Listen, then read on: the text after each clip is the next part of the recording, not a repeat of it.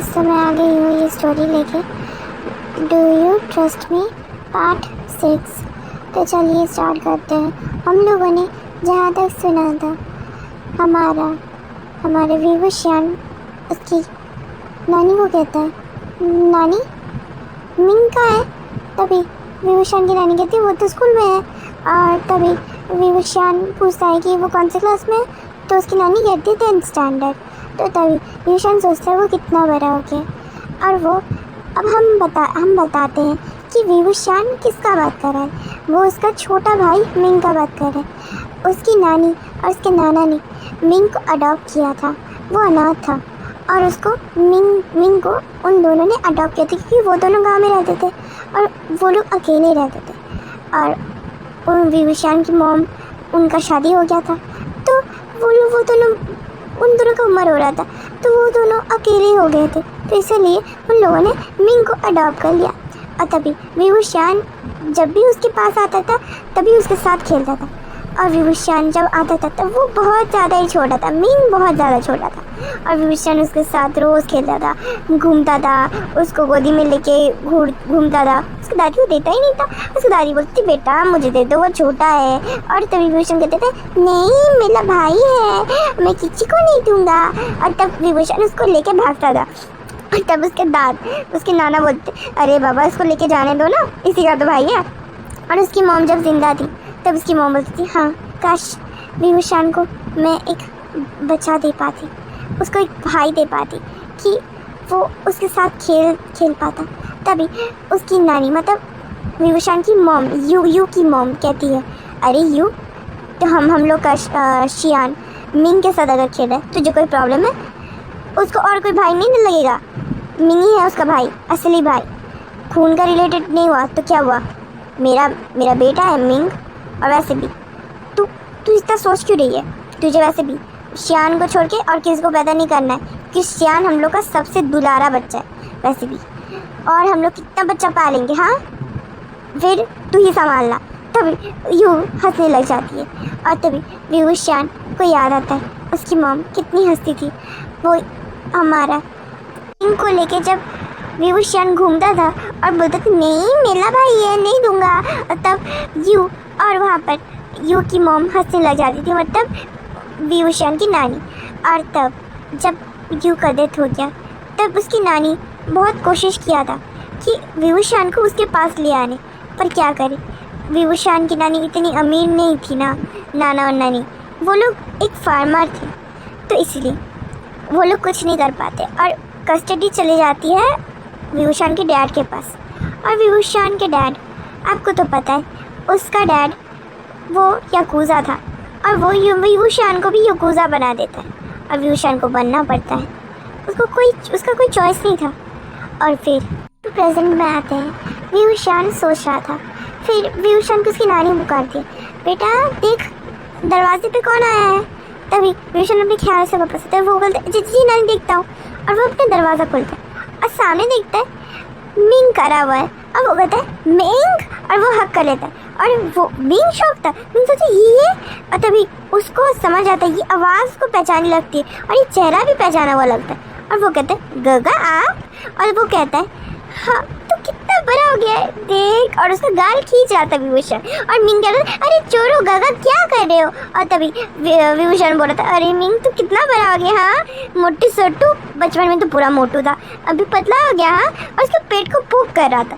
और तभी मिंग कहता अरे चोरो गगा क्या कर रहे हो, बड़ा हो गया हूँ मैं, अभी ये सब अच्छा नहीं लगता है। और मिंग शर्मा रहा था। और फिर विवुशियन कहते अच्छा। और तभी पीछे से विवुशियन के नाना आ रहे थे और वो बोलते विवुशियन।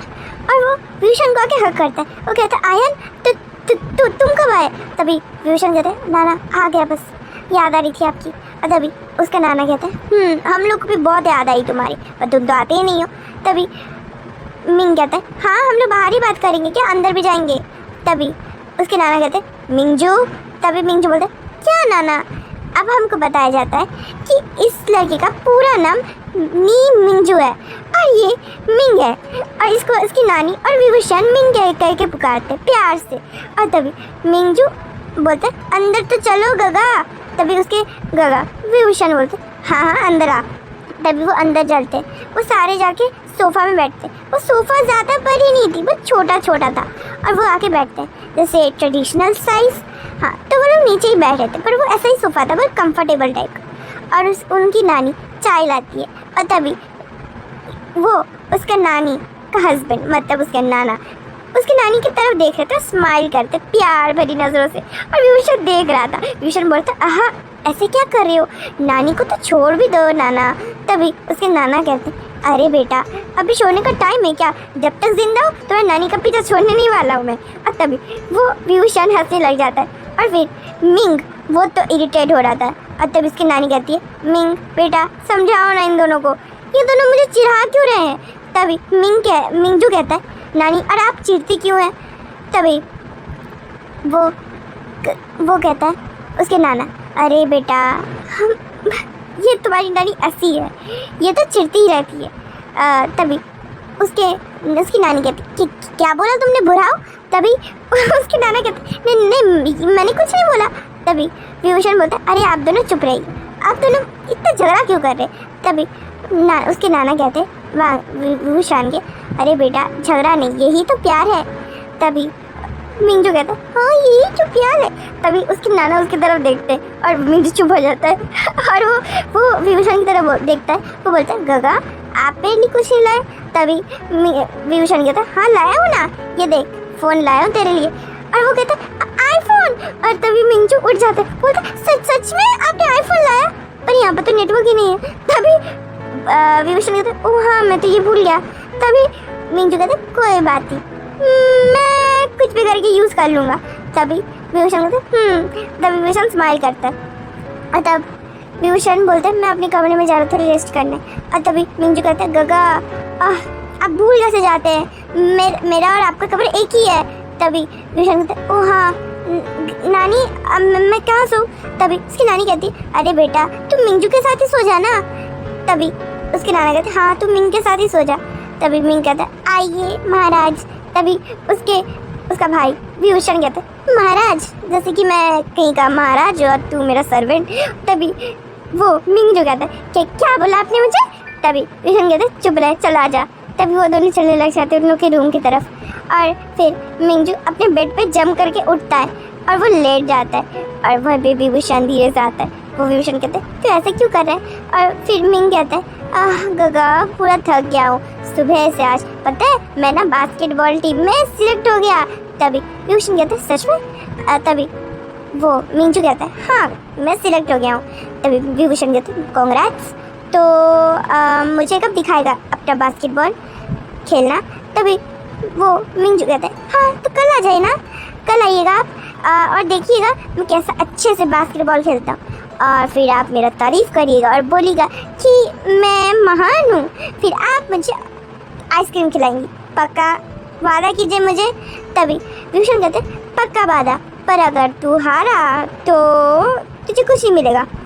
और तभी मिंजू कहते हैं, नहीं मैं नहीं हारूंगा, देख लेना, क्योंकि मेरे टीम में वांगजी है। तभी विभूषण कहते हैं, कौन है। तभी मिंजू कहते हैं, वांगजी है। तभी विभूषण कहते हैं, क्या कौन वांगजी।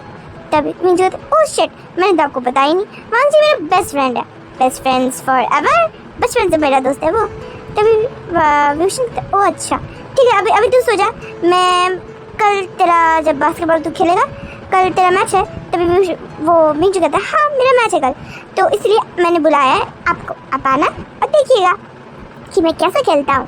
तभी विभूषण कहता है, हाँ। और तभी विभूषण सोचने लग जाता है, और वो शुयांग के बारे में सोच रहा था, उसके दिमाग से शुयांग जा नहीं रहा था, बस वो शुयांग के बारे में सोच रहा था, और वो लेट जाता है। ऐसे ही सुबह हो जाती है, और फिर विभूषण उठता है, और वहीं पे वो जो चिकन होते हैं ना, जो मुर्गी, उसका सुबह सुबह जो आवाज़ होता है ना, वो गांव में बहुत ज़्यादा ही ज़ोर का आता है, और वहाँ पर सारे खेत में सारे मुर्गियाँ चिल्ला रही थी, और विभूषण उठ जाते ये आवाज़ सुन के। विभूषण बोलते, नानी। और तभी उसकी नानी बोलते, अरे बेटा एडजस्ट कर लो, यहाँ पर तो चलते रहता है। और तभी हमारा मिंजू कहता है, अरे गगा उठो। तभी विभूषण बोलते, क्या हुआ मिंजू।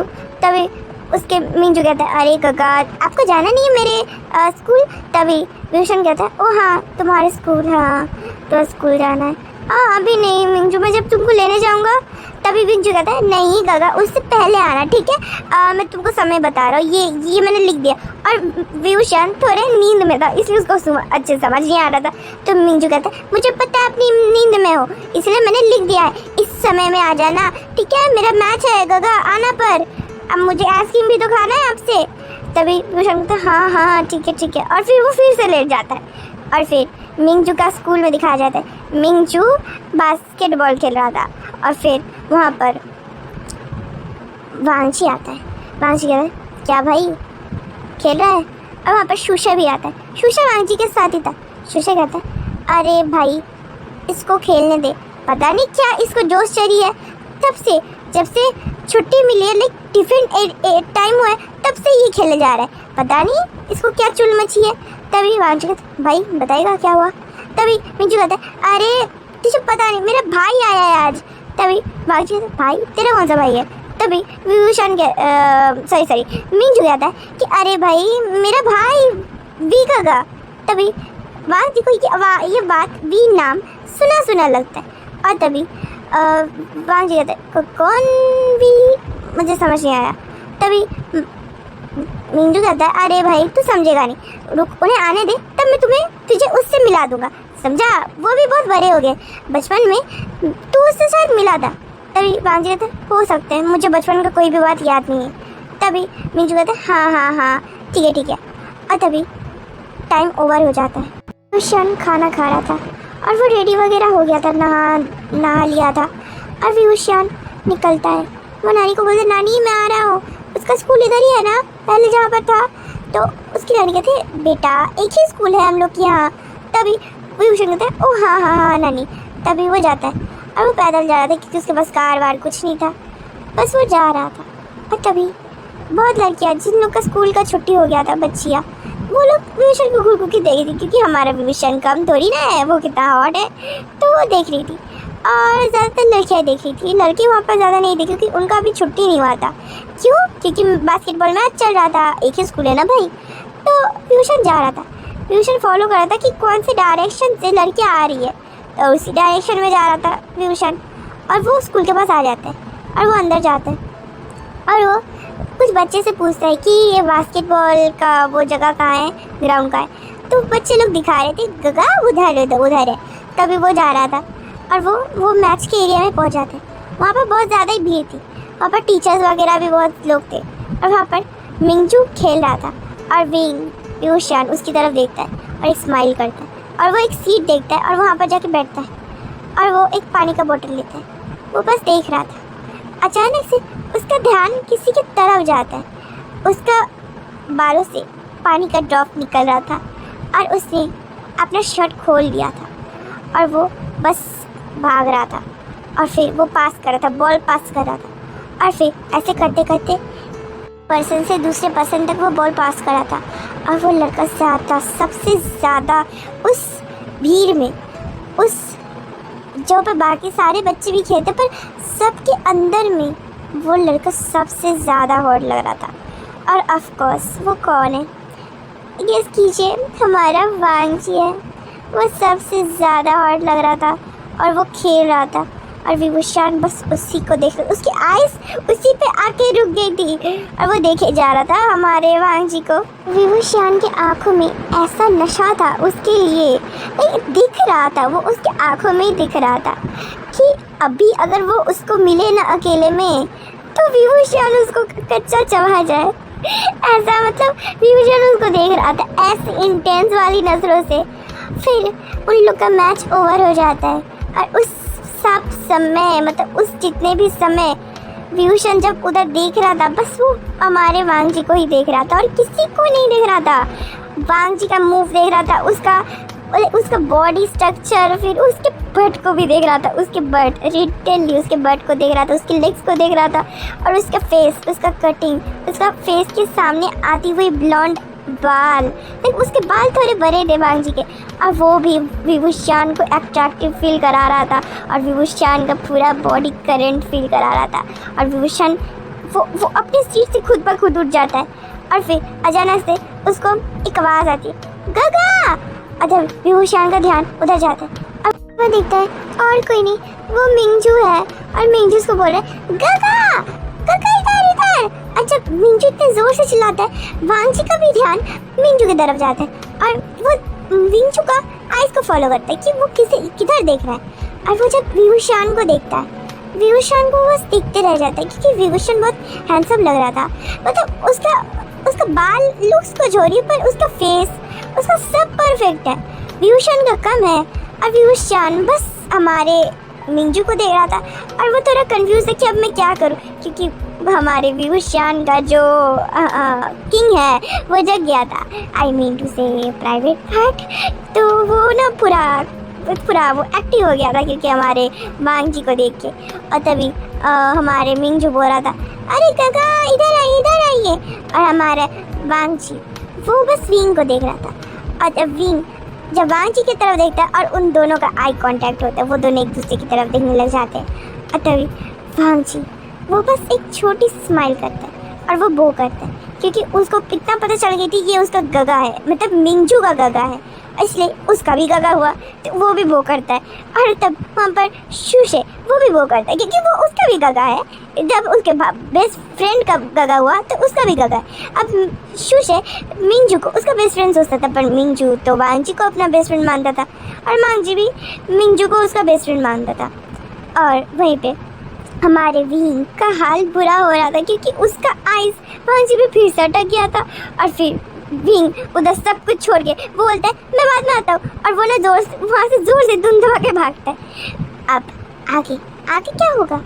क्या शान को फिर से प्यार हो गया और वो हमारे वांगजी से हो गया? पर वांगजी तो इतना छोटा है। और अब क्या होगा? वांगजी जब उससे फिर से मिलेगा तब क्या होगा विभूषण के साथ?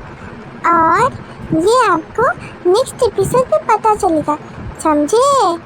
अभी के लिए इतना ही। क्या आपको मेरी स्टोरी पसंद आई? तो आई होप आपको पसंद आ रही होगी। तो like share comment subscribe share करना मत भूलना, ठीक है guys? Okay guys, bye bye guys अभी के लिए, ठीक है? और लाइक शेयर सब्सक्राइब करो। ऐसे नहीं होता, ये करो।